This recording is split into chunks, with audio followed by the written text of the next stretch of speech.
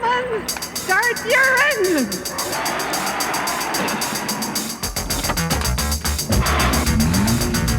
Traffic's backed up as far as you can see its bumpers. Got a bird's eye view, and it certainly doesn't look good from up here.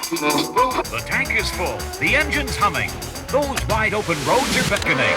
So sit back and get ready for Motoring 88. Brought to you by Quaker State. The big Q stands for quality. Always has, always will. This week on Motoring 88. How important is winning?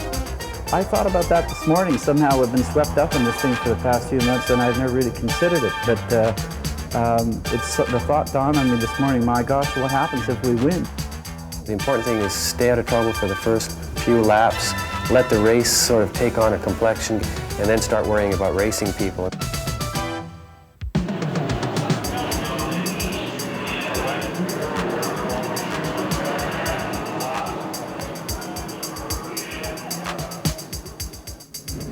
Hello everybody and welcome to Motoring 88. I'm in the garage area of the Indianapolis Motor Speedway in Speedway, Indiana, home of the 500. Now you already know who won this year's event, but what you didn't see and what we're going to show you over the next half hour is the intense behind-the-scenes preparation of Canada's Ludwig Heimrath Jr. and his team as they prepare for the most famous of all car races, the Indianapolis 500.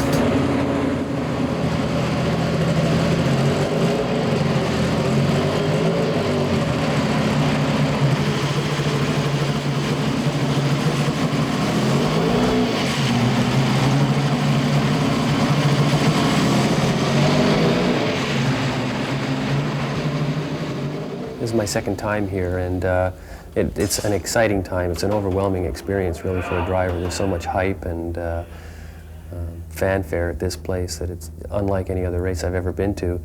And I was talking to Johnny Rutherford yesterday. He's been coming here for 20-some years, and he says it's just as exciting every year as it was for his very first time. So it really is a great experience. It's a place I've wanted to come to all my life. I mean, any kid that grows up in North America and aspires to go into racing wants to end up at Indy and win this race. So that's the first step, really, of the dream, and Jim O'Donnell is entirely responsible. Without Mackenzie's backing, there wouldn't be a Canadian driver in this year's race. So I really have to thank Jim O'Donnell for the opportunity to be here, and I hope that we can do this for many more years to come. When you examine some of the things that we've looked at in the last few years, it's quite apparent that racing, automobile racing, with the new graphics, younger people becoming a little bit older, is really the fastest growing sport in North America. And of course the Indy 500 is the premier event. There are some 700,000 people that come to the race here, but there are millions and millions of people that see it on television all over the world.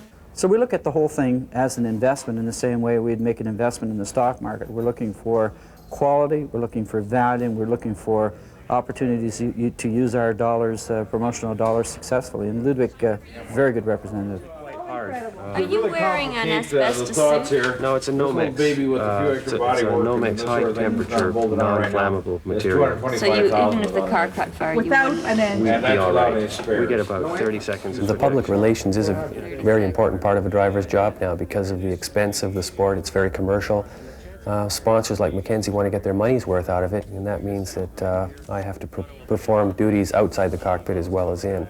The fuel tank back here, and it's encased in a thick, heavy ballistic bag, so that it would really take, you need an armor-piercing missile really to break the fuel tank. I enjoy that. It's something that I had difficulty with at first, but I'm getting more and more used to it. So if that's part of the job, then I'm prepared, more than prepared to do it. On average, around 220 here. Yeah. Everyone loves racing, and we have an interesting mix of people that have come through our garage here today, from the mayor of Toronto to members of parliament, and they all become little kids. You put a hat on them and a jacket, and they hear the engines and the roar of the crowd, and everyone is very affected. You can't help but be affected by an arena that has 700,000 people in it. So yes, I become a little kid for a few days, but everybody does. I think your biggest supporter is arriving here tonight. Tell us about that person. My wife, Kathy. She is definitely my biggest supporter. She's been, in fact, my whole family has been a great supporter. Mom and Dad are down here, and Kathy's showing up tonight. But Kathy is really, she's kind of special because we have a unique relationship. Kathy is an outstanding race driver herself, and was injured in a crash in '83, which subsequently ended her career. And but she's still an outstanding driver, and she still has all the same gut feelings and reactions that she had when she was driving. And I can sit down and talk to her about the car, about the business. She's really got quite a level head, and she knows a lot about the racing business. She knows a lot of the people here, so together we've got a lot of good contacts. Outstanding person to be with, and I'm really a very fortunate man to be married to someone like that. Normally I don't get nervous or that excited, really. I get excited from the standpoint of watching them and the anticipation of doing well and the strategies involved. But last year, I think this is such an electric race that it's very emotional and intense. And I was fine up until about 2 hours before the start, and I was really nervous. I couldn't believe it. In fact, I was shocked myself that I was so tense, and I just had to keep my sunglasses on so that Ludo couldn't see the tension there, and I wasn't talking very much at all. But this year, since I've been through it once before, it won't be quite as bad, I'm sure, but I'll still be a little nervous.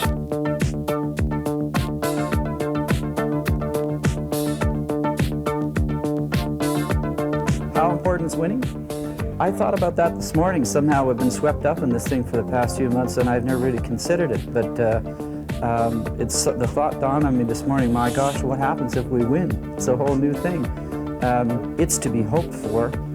We're certainly striving for it. That's our goal. But what we do with it when we get it, it's certainly going to help us and help our profile. It'll help Ludwig. It'll put us in an entirely different arena. It's like becoming the boxing champion of the world. Excuse me, this is the Indianapolis Speedway. What's a bus doing on the racetrack? Sir? What's a bus doing on the racetrack? Yeah, well, tours. They take people around. They're just tours. Dollar apiece. We were here in 1971 in the grandstand, and I thought it would be nice to actually get on the track and see what it was like. You can't see the whole track from the grandstand. So this way we get to see the whole track and get the feel of the race. There is nothing in the world to compare with the start of an Indianapolis 500-mile race as the closely bunched pack of 33 cars gets the green flag and then charges toward this #1 turn at the conclusion of the pace lap. Next on Motoring 88, a steering sensation. The Porsche engine in the Quaker State Indy car performs at a punishing 11,000 RPM. That's why it takes Quaker State motor oil with new QSX to protect it. The same motor oil you can buy for your family car. Now you'll receive a $3.50 manufacturer's refund when you buy a 12-liter case of Quaker State motor oil. But hurry, because the offer is good only until June 30th, 1988. Hey, get back here, fire! The big Q stands for quality. Always has, always will. What exactly does Nissan mean by hard body truck? Well, let's say you want a V6 engine. A powerful V6 engine.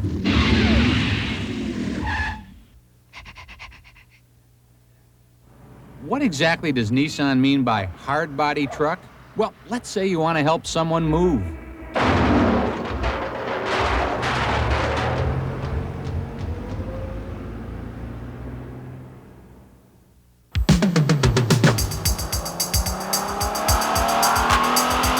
Test Drive with Graham Fletcher. Well, through the magic of television, I've left the speedway, made a quick change, and it materialized in this parking lot. Why a parking lot? Well, Graham Fletcher said to meet him here. But all that's here is this Honda and no Graham Fletcher. I should have known. He got back from the Indy fast. That's a long story, Graham. And Graham, I'm sure you have a nice story on how you got both these cars here, but are we testing two cars this week on Test Drive? Two cars, but one concept, and that concept is four-wheel steering. Honda were the first to mass-produce four-wheel steering in North America in the Prelude. They were followed very shortly after by Mazda with the 626. To get things rolling, though, let's go to a video that was made by one of the manufacturers that shows some of the basic principles of four-wheel steering. Mechanical four-wheel steering has long been used for construction equipment and forklift trucks, but these vehicles do not have to worry about high-speed handling and stability, to say nothing of a natural steering sensation. Conventional four-wheel steering reduces the turning radius. In this case, the rear wheels are turned in the opposite direction to the ones in front. However, when Nissan experimented with this sort of system, the company found that drivers who had been accustomed to conventional two-wheel steering were left with a certain feeling of awkwardness. For instance, when maneuvering from tight places, the rear of the body swings outwards towards obstacles. And it can be difficult to control the car when backing up. Nissan doesn't think this is good enough because when it comes to cars, it's important to have four-wheel steering with a natural feel to it. And therein lies the difference in the types of four-wheel steering systems likely to appear in the Canadian market. Well, that was interesting, Graham, but let's do our own test drive. Okay, Brad, let's see four-wheel steering at its very best. I don't know if you'll be able to feel it, but the turn-in response that we've been experiencing so far has been much faster in this car than in most conventional steered cars. When we finish this, it'll be interesting to see how the Mazda handles a similar course.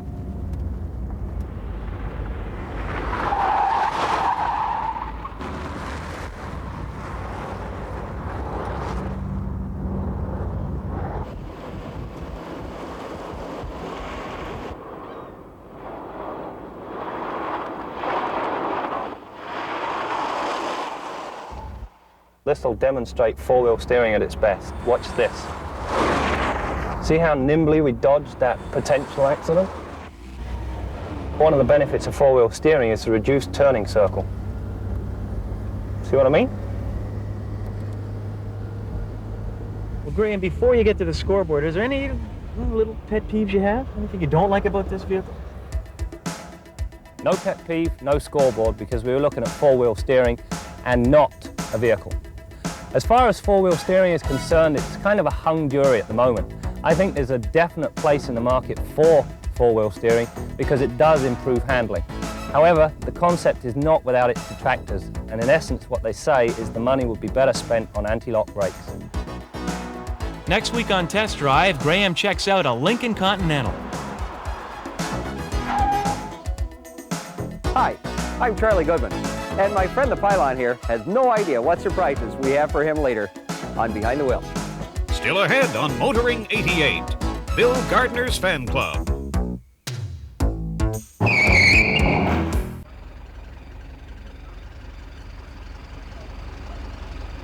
Have you ever wondered why they call the Indianapolis Speedway the Brickyard? Well, believe it or not, years ago the surface was all brick. Today all that remains is this 3-foot strip at the start-finish line. But let's now leave the Speedway and head to the driveway of our favorite mechanic, Bill Gardner. This is the upper radiator hose. It's the most stressed hose in your cooling system, and it's the most likely one to take you out of commission in the summertime. It's very important to check this hose. The best time to check it is after the car's run for 10 or 15 minutes. There's going to be pressure in it. Have a look at it and check that it's a uniform dimension all the way through. No lumps or bulges or blisters in it. And if you do need to replace it or you want to carry a spare, it's a real good idea to have a spare one.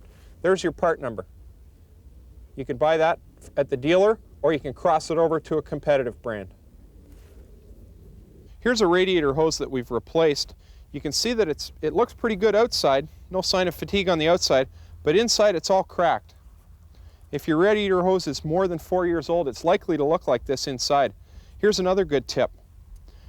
When you're removing it, cut it with a knife back several inches and peel it off the radiator spout gently. If you don't do that and you reef on it too much, you'll crack your radiator.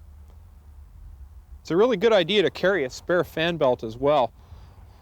If you want to check the condition, roll the belt over, make sure it's not glazed on the surface as this one is, and look for any cuts or damaged sections underneath. This one's on its last legs. It's kind of worn on the edge, serrated here on the edge, and very glazed. If the belts aren't tensioned correctly, you'll have slippage and a squealing condition. Here's a good way to check an alternator belt. Put your thumb on the fan blades. If you can turn that alternator fan inside of the belt, as I'm doing here, it's too loose and it's going to squeal. When you want to select a fan belt, here's what the numbers mean. 15550 is 1530 seconds wide, 50.0 inches long. Metric, 11 millimeters, A for automotive, 1270 millimeters long. It's written right on the back of the belt too. The last thing you want to have happen is a broken belt or broken hose on the highway, so it's a good idea, as we mentioned, to carry spares of each. Also, size up what tools are going to be required before the fact. Make sure that you've got the wrenches and screwdrivers, pry bars, etc. to change those belts or hoses. Next week, we go shopping for used cars, looking under the hood at the mechanical side. Until then, I'm Bill Gardner for Motoring 88. And now, behind the wheel with Charlie Goodman. Accelerating to 50 kilometers an hour down this skid pad on wet asphalt, keeping our eyes ahead on the beam. When the beam flashes, we must avoid the accident. There's the beam. Oh my goodness, crash. That is precisely what happens to 94% of licensed, experienced drivers who come to our course. They fail. What happened? It is impossible for tires to brake and turn at the same time. A driver has to decide. You can have one, you can have the other, but you cannot have both at once. When the brakes are locked up solid, you can turn the steering wheel all you like. Nothing is going to happen. You might as well take the darn thing and throw it away. How do we avoid this accident? Accelerating to 50 kilometers an hour, very wet, slippery asphalt. Approaching the beam, and here we are, we're there, the light is on, brakes on, swerve, slide, release the brakes, drive, counter steer, bring it back, down the road, hooray! We survived, folks. I'm certain that there were times during that demonstration that you were very happy that you were not beside this pylon. That is the point of the entire exercise. Better that you be killing these pylons than real people out there on the real street. Out there, you just don't get a second chance. Next week on Behind the Wheel, mirror, mirror, mirror on your car. Up next on Motoring 88, all systems go for the Mackenzie team. The Porsche engine in the Quaker State Indy car performs at a punishing 11,000 RPM. That's why it takes Quaker State motor oil with new QSX to protect it. The same motor oil you can buy for your family car. Now you'll receive a $3.50 manufacturer's refund when you buy a 12-liter case of Quaker State motor oil. But hurry, because the offer is good only until June 30th, 1988. Hey, back here, my oil! The big Q stands for quality. Always has, always will.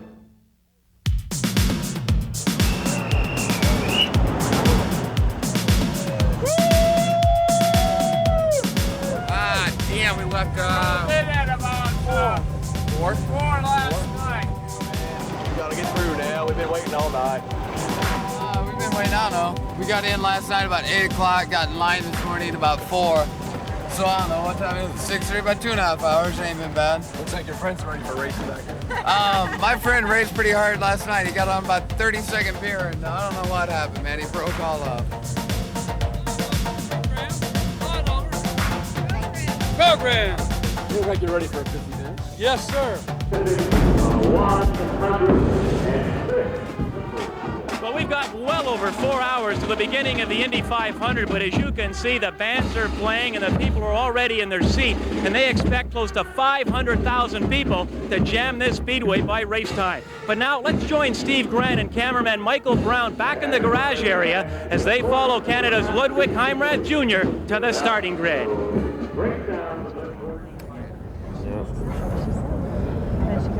3 more hours. Sleep good? Yeah, slept well. Good, at least somebody did. So you didn't sleep? I couldn't sleep a wink. I watched.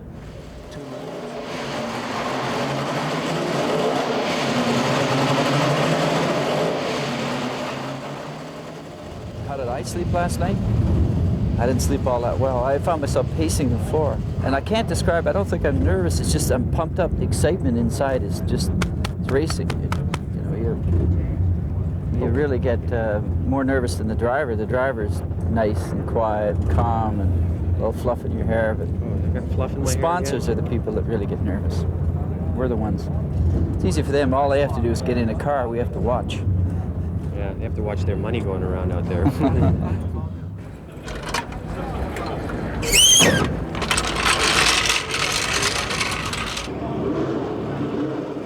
right now. I'm just excited. I can't wait for it all to start. I feel really good and optimistic about the Mackenzie car. We have a reliable car, an excellent team, and a lot of good fans from Mackenzie down from Toronto to support Ludwig, and that means a lot, and so we're really looking forward to it.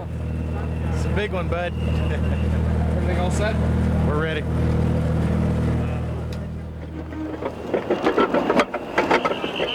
Heads up, coming out.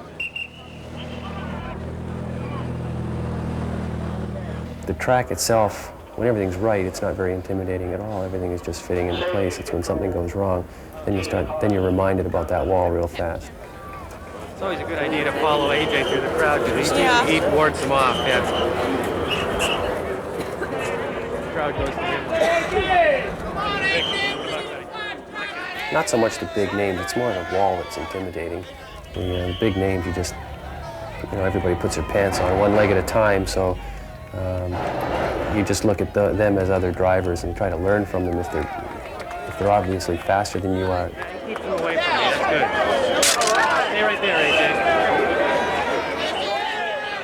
Okay, time to take the cars to the track, guys. The 72nd running of the Indianapolis 500. You guys are going to be tireder than we are.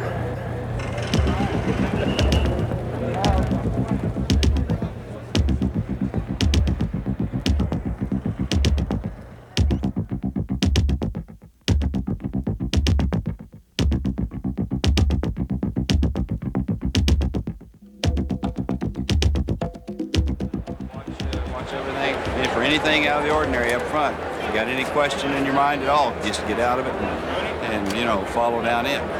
You save yourself some room, and this spacing means a lot. And they give you a chance to get by. Have fun.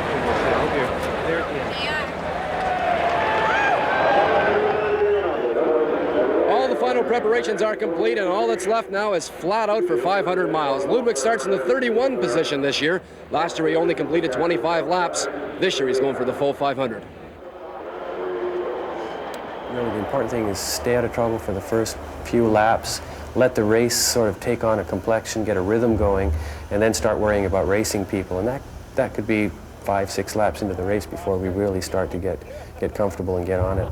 There's a lot of turbulence from those cars in front of you, and you get sort of a chain reaction. Something small happens up at the front, and you get the ripple effect, and it gets larger and larger towards the rear. So you really have to be careful about what's going on ahead, directly in front of you, and well in front of you.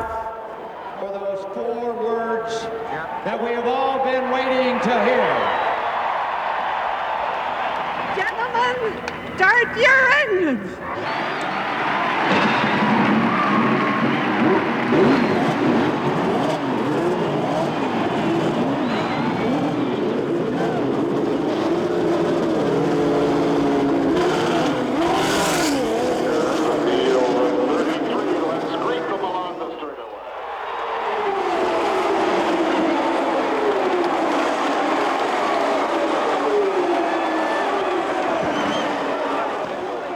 25 laps into the race, and already Ludwig has been in for fuel and tires. The Mackenzie crew now sets up for a second stop. Here's your first one. 18 seconds, 4 tires and fuel. That's not bad. Number 2 position. Allen Jr., the number 2 position. And here comes Denny Sullivan. But then, trouble. His radio's dead. In heavy traffic, coming out of the 4th turn, Ludwig strikes the wall. We don't know what happened right now. He seemed to hit the wall, but there was a bit of a confusion. It looked like somebody was trying to come in the pits and everyone was trying to avoid him. But we'll know in a moment. The driver's okay, and that's the main thing. This year, another disappointment. What happened? Well, we were coming out of turn 4. We were on a yellow situation with the pace car on the track. And I guess Ari Leyendijk wasn't paying attention to what was going on in front of him, and he drove into the back of me and stuck me in the wall. So it's one of those situations that you're left helpless. There's nothing you can do about it. I learned that as much as you learn about this place, you still don't know anything about it. Anything can happen. every year they seem to rewrite the rule book on strange things that happen at the Indy 500, and the next race is 3 weeks down the road for me, and we'll be at that race and we'll be looking to do well there, and we'll have many more races to come to, so this is just one, this is water under the bridge, and we'll just carry on from here.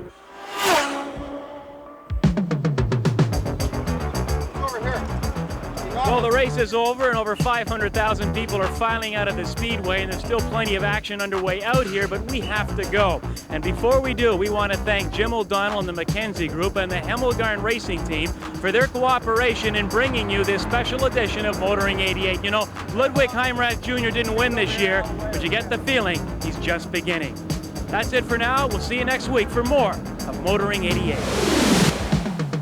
If you have any suggestions or questions, drop us a line at Motoring 88, 379 Danforth Avenue, Toronto, M4K 1P1. Motoring 88 is brought to you by Quaker State. The big Q stands for quality. Always has, always will.